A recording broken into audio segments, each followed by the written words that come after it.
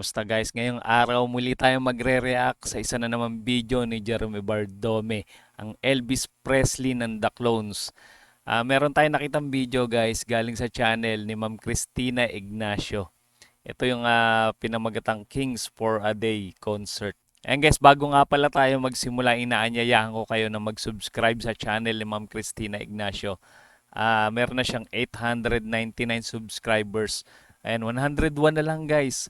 1K na siya, pwede na siyang ma-monetize. Tulungan natin si Ma'am Christina Ignacio. Ang pagkakaalam ko, siya yung founder ng Geromantics Global. Kaya kung gusto nyo manood ng concert ni Jeremy Bardome, i-message nyo lang siya guys sa Facebook. Hanapin nyo lang yung Christina Ignacio sa Facebook at makikita nyo na yun kagad guys. Sige, simulan na natin to guys. Mag-react na tayo dito sa napakagandang video, napakahusay na pag-awit ni Jeremy Bardome. Tissue. Thank you. Thank you po sa lahat ng gifts. So, again, alam niyo ba guys, nung 1-year-old ako, ang una kong narinig ka Ito pala yung sa Paddy's Point. Sa Laguna yata to guys, ginanap. na kanta, pero hindi ko pa rin sa ulo hanggang ngayon. Batang-bata ka pa, nangabuhay ka. Kasi ginigitara sa akin yung Papa. OPM. So, huwag na natin patagalin ang ating introduction sa aking ama, ng Ardan, Romel Bardome, aka Papa Jam, my father, Papa Jam.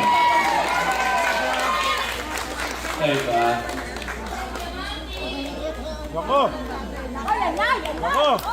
Yan na, Tita Elizabeth! Dito pala nagmana si Jeremy Bardome no, ng husay niya sa pagkanta. At hindi ko alam kung nagigitara ba si Jeremy Bardome. Yung mga kapatid niya alam ko musikero nagigitara, nagbe-bass gitara. And i-comment nyo nga guys kung si Jeremy Bardome ba nagigitara din. Magandang hapon po sa inyo. Jamantics! Si Jerome po ay lumaki. May sumigaw Diamantics daw. Si Papa Jam, yung tatay ni Jeremy Bardome. Alam ko nag-ano yata sila, no? Kumakanta yata sila sa TikTok. Nagla-live yata sila doon. Na puro ingay sa bahay. Kaya ako madaldala ka nun. Puro ingay sa bahay. Lumaki sa music ng lola niya, sa akin, kahit sa loob ng sasakyan, puro music ang naririnig niya. Tapos, yung mga kuya niya, Ang talagang naka-impluwensya pala talaga kay Jerome yung tatay niya, no? Talagang music lover silang lahat. Pamilya. Na isa rin sa malaking influensya sa kanya para matutong kumanta. Kung isipin po ninyo, si Jerome, ang una niyang natutunang kanta ay rap music. Hindi ko po talaga inakala na magiging Elvis Presley ito. Wala po talaga yun sa sa aking ang unawa kung bakit maging Elvis Presley ito. Kasi kumakanta po siya ng mga rap music at mga rock music. Rapper pala si Jerome. Mahilig pala siya mag-rap daw. Sabi ng papa niya. Kaya nagulat na lang po ako nung marinig po siya ng Elvis Presley.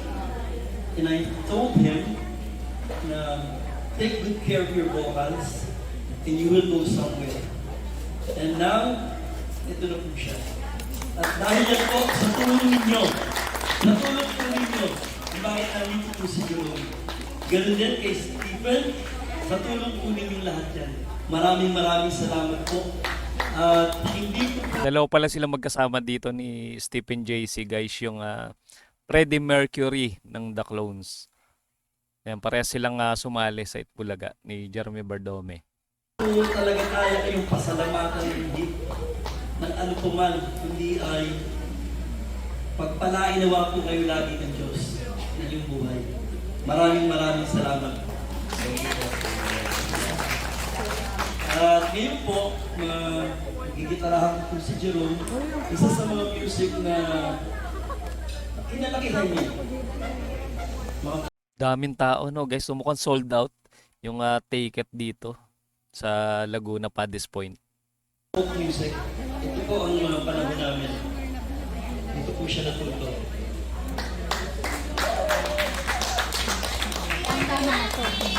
Mga Jamantics yan! Jamantics! Woo! Mga nagpupuyat. Romantics. Ba't nasabi ni Jerome na mga nagpupuyat? Siguro madaling araw sila nagla-live no sa TikTok. Jamatics, mga Jamatics dyan. Search nyo yung TikTok ay Papa. All night radio yan. Sorry, busy. Amin muna si Papa. No.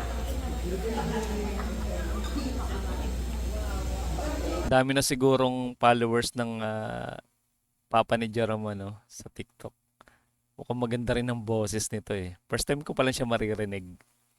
Secret tong magiging kanta Pakinggan natin yung boses niya. Pero sa mga kuya ko lang din at saka kay Papa ko natutunan tong kanta na to. Yes po, Pops. Bigay niya po. Bigay niya. Grabe, nagulat ako. Ang galing niya mag-plucking. Plakado. Intro pa lang, guys. Grabe. Yan, pagpasensya nyo na yung boses ko. Medyo pause ako at inuubo. Nakagulat. Ang galing pala. Grabe. Iyawan ng mga yan. Yung plucking ng Papa ni Jerome, kala mo re-record, no? Pero grabe, live talaga. Ang galing ng kamay. Magaling sa acoustic. Lonely child, lonely heart, and the way sun. Sounds of men were different, but his blood so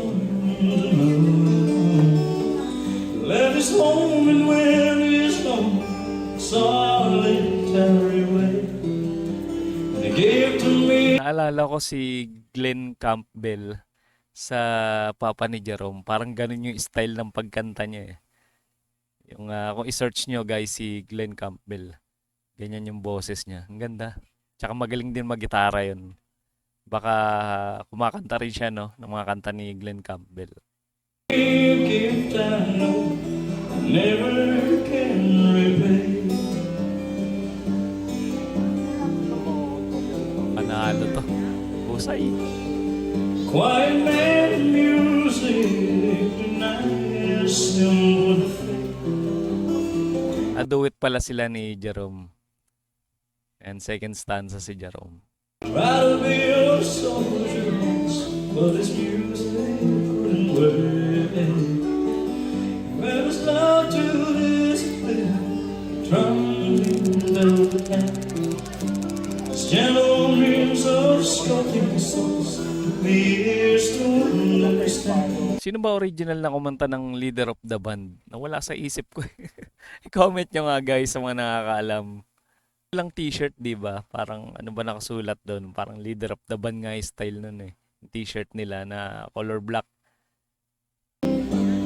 Kasama yung Papa ni Jerome. Brothers' lives were different, for they heard another.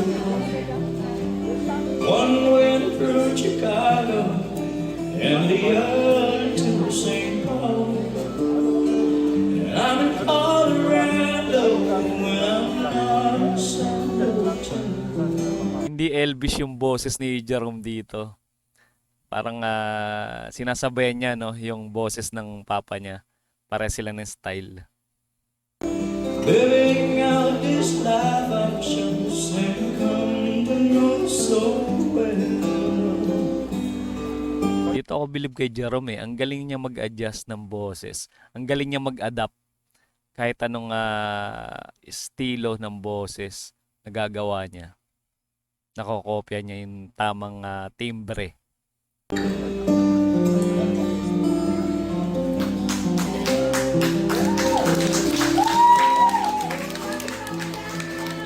May nag-I love you.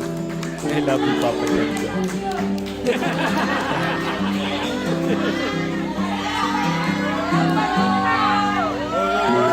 Ang daming Jeromantics, no?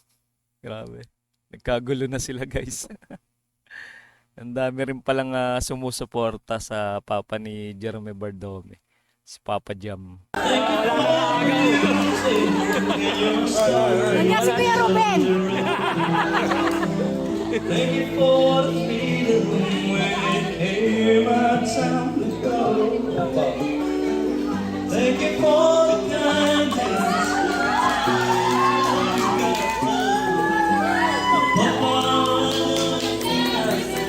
Inassist ni Jerome yung kanyang papa. Parang yung mic yata, medyo inayos yung mic.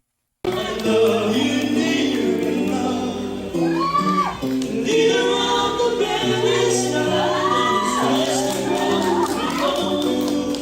but his blood runs through my instrument, and his song is in my soul. But I was been a time. Pwede pala silang gumawa ng family band, no? Gitarista yung tatay niya, tapos yung isang kapatid niya, bass player. Tapos yung isa, gitarista rin yung isa, no? And kulang na lang keyboard tsaka drummer. Imitate the man. I'm just a living legacy to the leader of the band.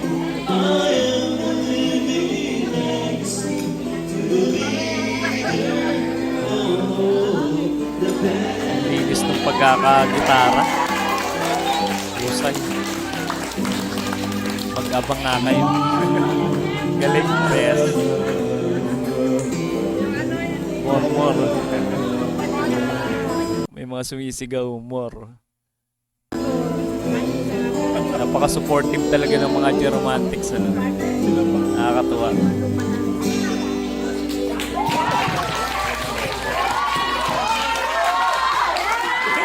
That's my dad. More pa raw. Mukhang napalaban sila dito. Siguro marami silang sinunod na kinanta. Sabi. Talaga may pinagmanahan talaga si Jerome, ano. Nakakatuwa yung suporta sa kanila ng Geromantics. Pati sa papa ni Jerome talagang full support sila.